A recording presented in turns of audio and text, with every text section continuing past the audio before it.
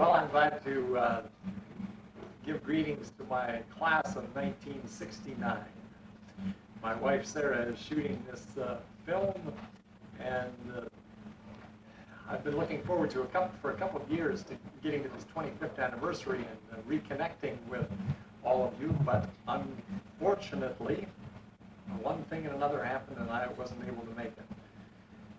And I was thinking about a week ago, what could I do? Suddenly I came up with this idea of doing a 10-minute video. So I'm going to try to give you 10 minutes of my life in the next, or 25 years of my life in the next 10 minutes. First of all, I'd like to introduce you to my family. The first person I'm going to introduce you to is my son, Jonathan.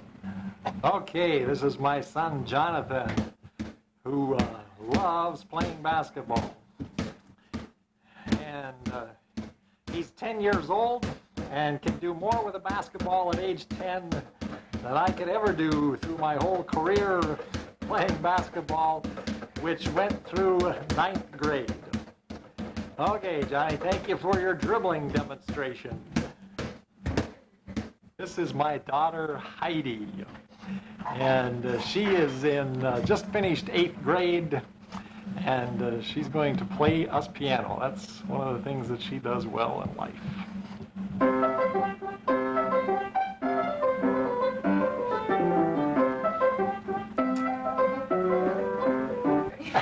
Guess which one's my wife, say? Okay, these are two wonderful women in my life. This is Sarah, whom I met in 1973, married in 1974. And this is my daughter, Hannah, who, as you can tell, likes to play volleyball. She is a junior in high school, age 16, and a wonderful part of our family. Okay. Okay. I'm going to give you a quick recap of my years after 1969. In 1969, I started at the University of North Dakota in Grand Forks. I majored in occupational therapy for 2 years there, and when I applied to get into the professional program, I was rejected as too physically disabled. And so I ended up majoring in social work instead. I graduated with a degree in social work in 1974. And then I went on to get a degree in counseling and guidance and in 1977. I enjoyed those years in Grand Forks and college, but those were also years of a lot of surgeries. When I was a senior in high school, as you recall, I had about 3 surgeries, I guess it was. The summer following, I had another surgery. In 1972, I had, in 73, I had both hips replaced, total hip replacement, and in 1975, I had both my knees replaced. There they are. My wife is showing you my knees. I guess I could pull up my pant legs and show you my scars. But, well, no, not your hips. I will go on with my life. In 1977, we moved from North Dakota to here in Tiscowa, Illinois. And we've been living here ever since. What drew us to Tiscowa was Plow Creek Fellowship. I got interested in communal living, Christian communal living, when I was in college, and decided that's what I wanted to do in my life. And when Sarah and I got married, she thought that was a good idea too, and so we moved here in 1977. It seems interesting to me that I moved here from Brigla, which is an obscure name, and I moved to Tiscowa, which is another obscure name. I've enjoyed very much these years that we've been living here. That our first child was born in 1977 when we lived here. As all of you knew, I grew up on a farm, and I thought when I became disabled that I would never be able to live on a farm. But as it's turned out, I do live on a farm, even though I do not do the farming. Some of the crops that we raise on our farm include strawberries, blueberries, raspberries, corn, cantaloupe, watermelon. We do a lot of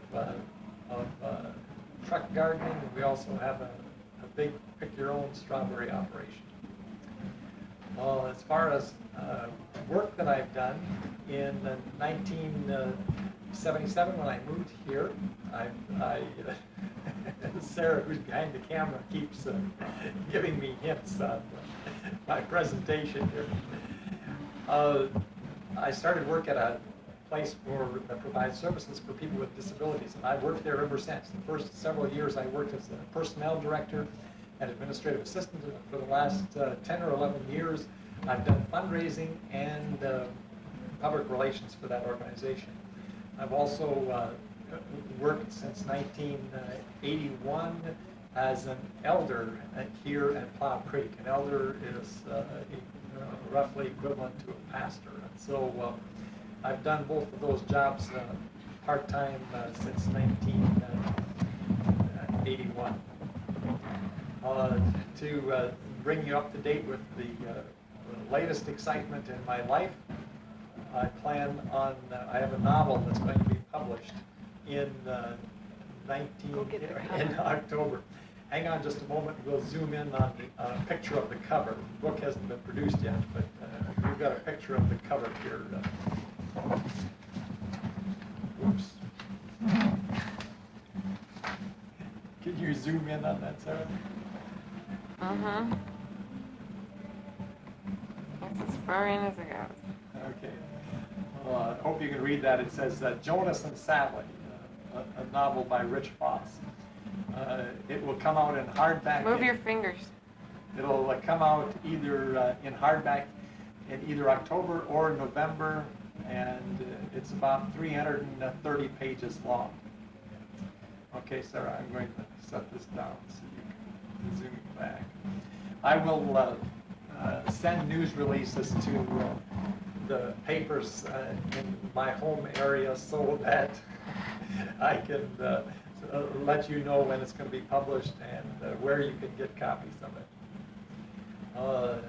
I haven't spent much time being in contact with most of you, although I've been back to Minnesota quite a few times. I haven't seen very many of you. I was really looking forward, like I said earlier, to this time when I would get a chance to see you and talk with you again. It was a very important part of my life, the dozen years that I spent with most of you, and those years of high school with kids from Goodrich. And lately I've been wishing that I could reconnect with you. So I hope I can do that when our 30th anniversary comes up.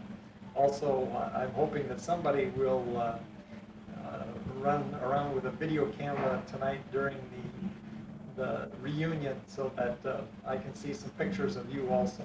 Or if I don't, if somebody doesn't with us video camera, maybe somebody can shoot some still pictures, and I'll get a chance to see some of you folks.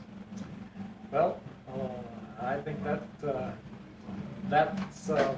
enough. Thank you, and good night. What? She can't find the button to turn it off. It's the red button.